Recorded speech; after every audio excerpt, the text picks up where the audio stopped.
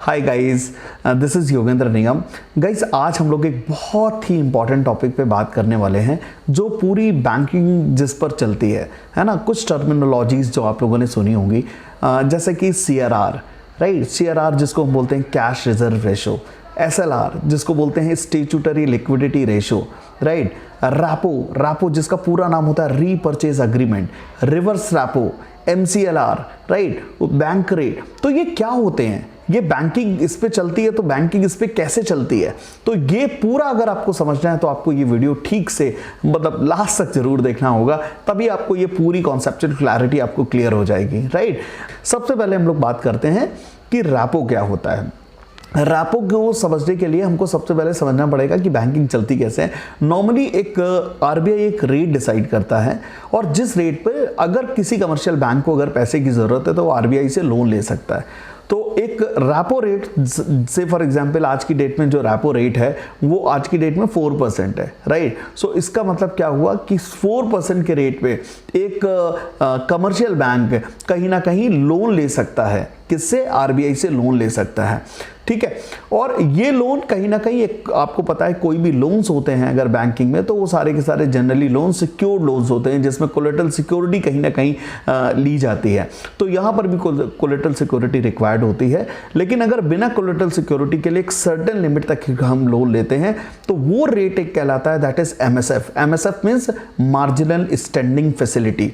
सो आज की डेट में जो रैपो रेट है दैट इज 4%, लेकिन जो MSF है मार्जिनल स्टैंडिंग फैसिलिटी, उसका जो रेट है दैट इज 4.25% है, राइट। सो आज की डेट में MSF और बैंक रेट ये दोनों रेट एक ही हैं, और लेकिन बैंक रेट का कोई बहुत ज्यादा रेलेवेंस आज की डेट में नहीं है, क्योंकि सारा सब कुछ जो मेन डिसाइड करते हैं वो रैपो रेट के बेसिस पे करते हैं। बैंक रेट केवल डिस्काउंटिंग और पेनाल्टी के लिए कहीं ना कहीं यूज किया जाता है, ठीक है। सो ये था रैपो। अब बात आती है रिवर्स रैपो क्या होती है। तो रिवर्स रैपो का मतलब है कि इनकेस अगर बैंक के पास पैसा है और एक कमर्शियल बैंक अपना पैसा RBI के पास रखना चाहता है, तो कहीं ना कहीं RBI उस पर क्या रेट ऑफ इंटरेस्ट पे करेगा, सो वो कहलाता है दैट इज रिवर्स रैपो, ठीक है। तो यानी दो चीजें हो गई, आप लोगों ने ध्यान से समझा कि एक, अगर कमर्शियल बैंक को पैसे चाहिए RBI से तो RBI यानी 4% चार्ज करेगा, लेकिन अगर कमर्शियल बैंक ने अपना पैसा RBI के पास रखा है तो उस पर वो 3.35% इंटरेस्ट पे करेगा,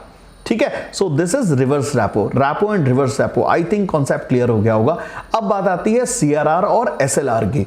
CRR का मतलब होता है कैश रिजर्व रेशो, और SLR का मतलब है स्टैट्यूटरी लिक्विडिटी रेशो, ठीक है। सो कहीं ना कहीं लिक्विडिटी मेंटेन करने के लिए RBI का कहना है कि 18% एक बैंक को, सपोज 100 रुपीज का अगर बिजनेस एक करता है तो एक बैंक को 18 रुपीज अपने पास में रखने हैं लिक्विड फॉर्म में, यानी किसी ऐसे इंस्ट्रूमेंट में जिस इंस्ट्रूमेंट में अगर रिटर्न्स भले ही कम हो लेकिन वो सेफ होना चाहिए और लिक्विडिटी फॉर्म में होना चाहिए, राइट। और RBI का कहना है कि 3% आपको हमारे पास रखना है, और उस पर RBI को इंटरेस्ट भी पे नहीं करती है। एक तरह से वो करंट अकाउंट फॉर्म में टाइप होता है, ठीक है। सो दिस इज, अगर हम इस टोटल करें तो ये हो जाएगा 21 रुपीज। सो इसका मतलब है कि एक बैंक 100 - 21 इज इक्वल टू 79, यानी 79 रुपीज से एक बैंक को बिजनेस करना है, और ये 21 रुपीज एक तरह से सेफ्टी और लिक्विडिटी पॉइंट ऑफ व्यू से साइड में रखने हैं, ठीक है। सो गाइज, आई होप कि ये समझ में आया।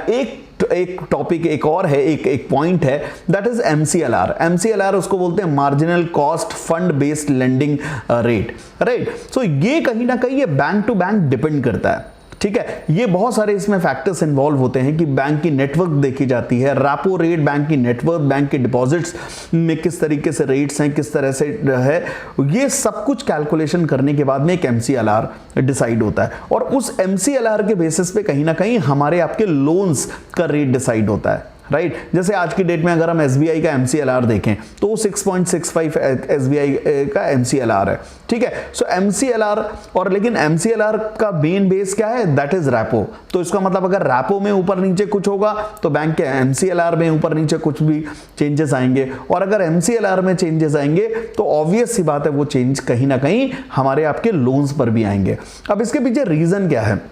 एक क्रक्स, एक हम रीजन और समझ लेते हैं कि सपोज अगर मार्केट में पैसा नहीं है, लिक्विडिटी नहीं है, राइट। सो उस केस में कहीं ना कहीं आरबीआई, जैसे अगर अभी आपने कोरोना काल में देखा होगा कि आरबीआई ने 2 बार रेपो रेट डाउन किए, ठीक। तो रेपो रेट डाउन करने का रिजल्ट क्या है, रेपो रेट बैंक ने, आरबीआई ने डाउन किए तो बैंकों ने कहीं ना कहीं, बैंकों को सस्ता लोन मिलेगा आरबीआई से, और अगर बैंक को सस्ता लोन मिलेगा तो बैंक सस्ता लोन देंगे मार्केट में, और अगर सस्ता लोन देंगे तो कहीं ना कहीं कंज्यूमर को एक बाइंग, एक बिहेवियर आएगा, लोग बाइंग करेंगे, लोग खरीदारी करेंगे, लोगों को लगेगा सस्ता ब्याज मिल रहा है, सस्ते ब्याज पे लोन मिल रहा है, राइट।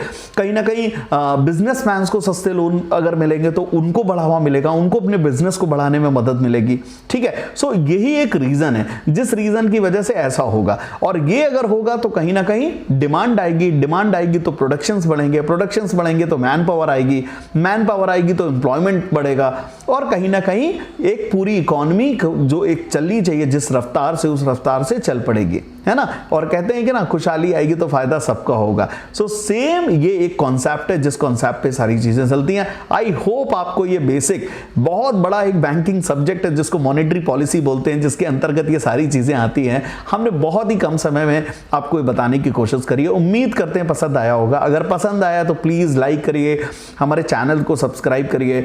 नॉलेज वॉरियर हमारा चैनल है। Thank you so much and have a nice day. Bye bye.